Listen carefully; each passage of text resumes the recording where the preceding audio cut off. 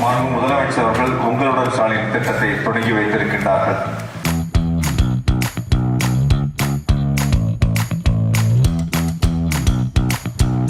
என் பேர் புஷ்பவலி. நான் கல்லாலை கிராமம் மேலவழியில இருந்து வருவோம். நாங்க ரொம்ப நாளா வீடு இல்லாம ரொம்ப வாடகை வீட்டிலே இருந்துட்டு இருந்தோம். உங்களுடன் ஸ்டாலின்ல வீட்டு மனை பட்டா இலவசமா கொடுத்தாங்க. அதுல ரொம்ப பெனிஃபிட் அடைஞ்சிருக்கோம்.